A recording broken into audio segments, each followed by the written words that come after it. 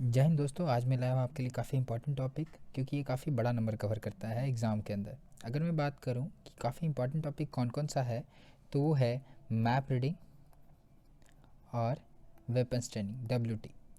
ये दोनों काफ़ी इंपॉर्टेंट टॉपिक हैं जो आपको एग्ज़ाम में काफ़ी मार्क्स रखते हैं, जो आपको काफ़ी अच्छा नंबर प्रोवाइड कर सकते हैं, ए ग्रेड लाने में मदद कर सकते हैं। तो चलिए बिना देरी के स्टार्ट करते हैं।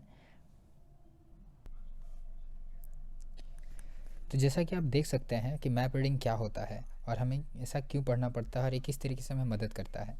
अगर मैं बात करूं कि मैप रीडिंग देखा जाए, यहाँ पे मैप रीडिंग हमें कितने मार्क्स का एग्ज़ाम में पूछा जा सकता है, तो आप देखते हो कि 30 मार्क्स एग्ज़ाम में रिटन मार्क्स के तौर पे पूछा जाता है और 20 मार्क्स में प्रैक्टिकल करवाया जाता है, जिसमें आपको प्रैक्टिकल के तौर पे ऑन पोजीशन निकालने के लिए बोला जा सकता है,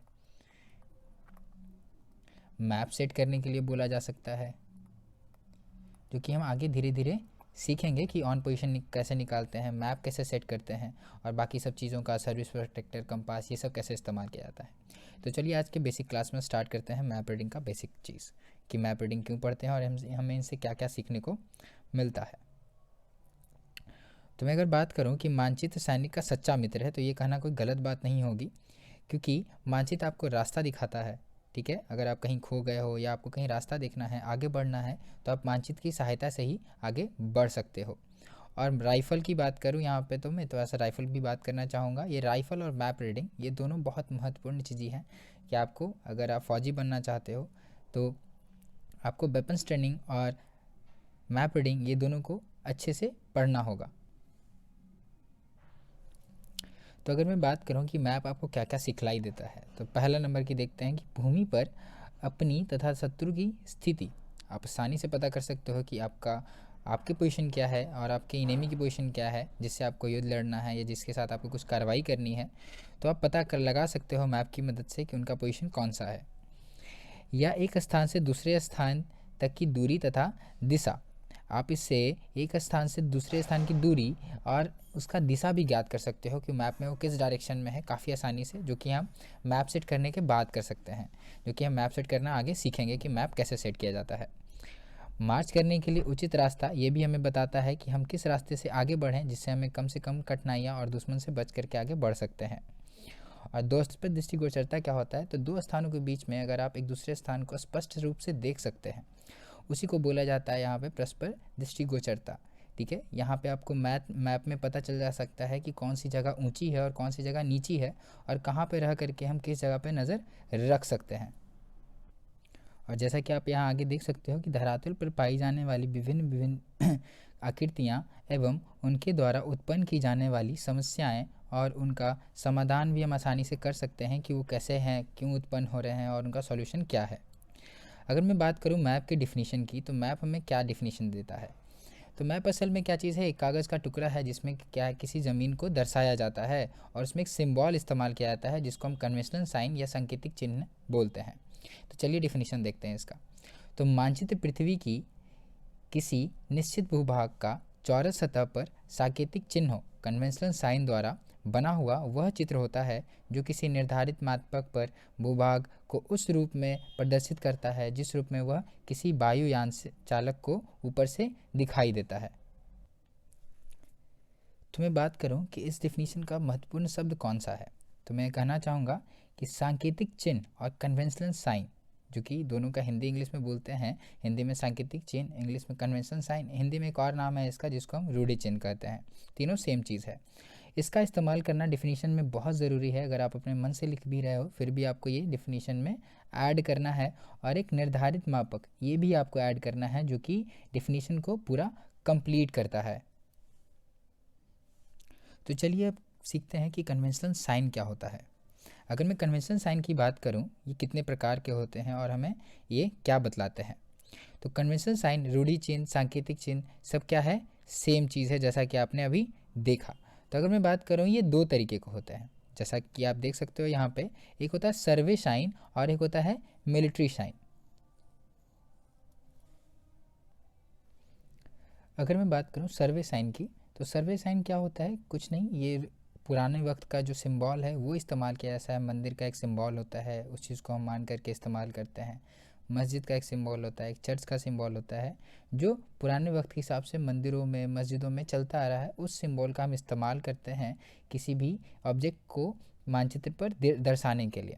अगर हम मिलिट्री साइन की बात करें तो मिलिट्री साइन और कुछ नहीं, मिलिट्री वगैरह के जो जुड़े हुए चीज़ हैं उनको मिलिट्री साइन तैयार किया जाता है, मिलिट्री द्वारा वो तैयार किया जाता है। जैसे कोई इन्फेंट्री हो गया या कोई जगह हो गई जो कि मिलिट्री से जुड़ा हुआ है, कोई इन्फेंट्री हो गया, ये सब चीज़ें हमको मिलिट्री साइन से पता चलती है, जो कि मिलिट्री खुद से तैयार करती है। ये पुराने वक्त के हिसाब से नहीं चल रहा होता, ये वक्त के हिसाब से बदल भी जाता है, या पुराने वक्त के हिसाब से जो चल रहा है उनको हम बुक में पढ़ सकते हैं, देख सकते हैं, और ये वक्त के हिसाब से नया नया तैयार भी किया जाता है।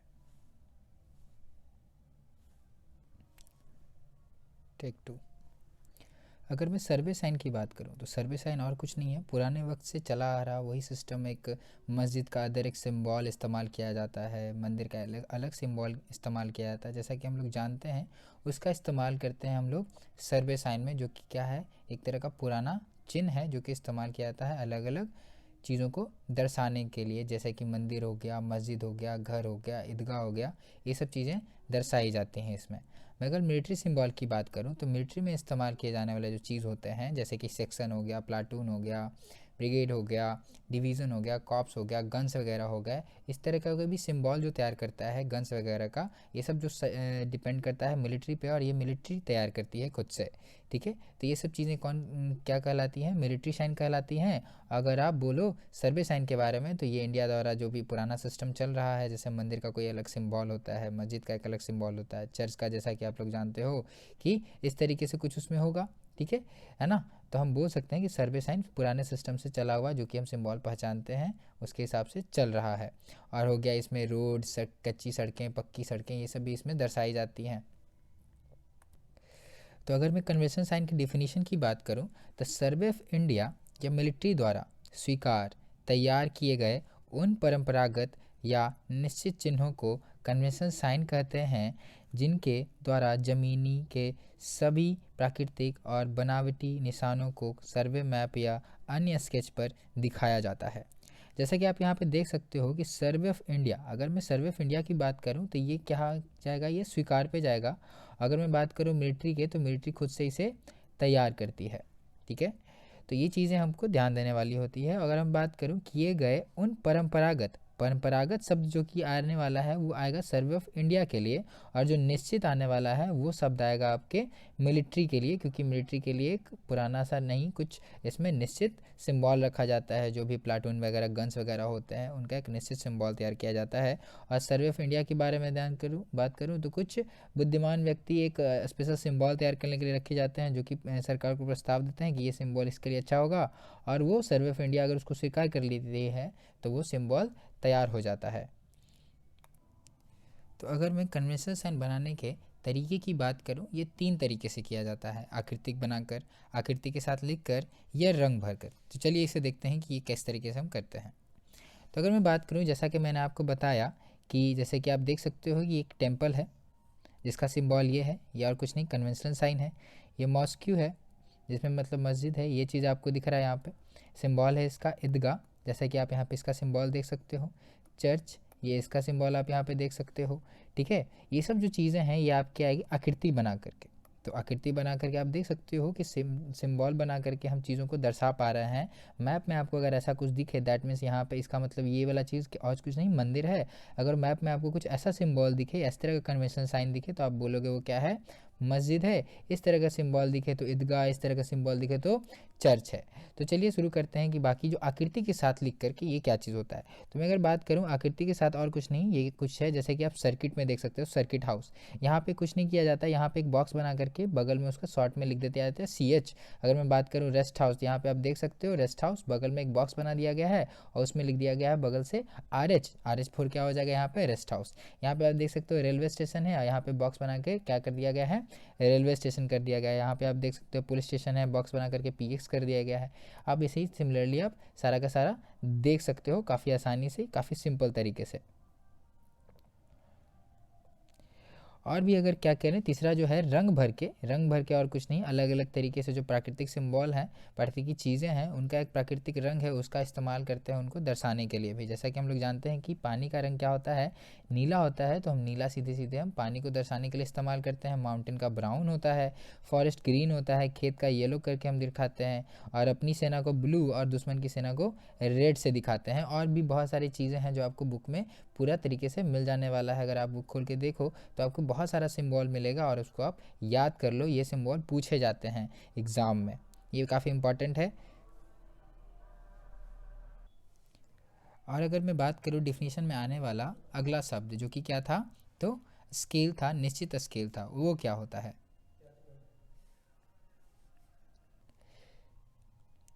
तो ये और कुछ नहीं, जैसा कि आपने अगर कोऑर्डिनेट पढ़ा होगा 9th-10th क्लास में, तो वो एक कोऑर्डिनेट की तरह ही है और कुछ खास नहीं है। जैसा कि आप देख सकते हो यहाँ स्केल मापक क्या है, किसी मानचित्र पर दो स्थानों के मध्य की दूरी और धरातल पर उन ही स्थानों के मध्य की वास्तविक दूरी के अनुपात को मापक स्केल कहते हैं।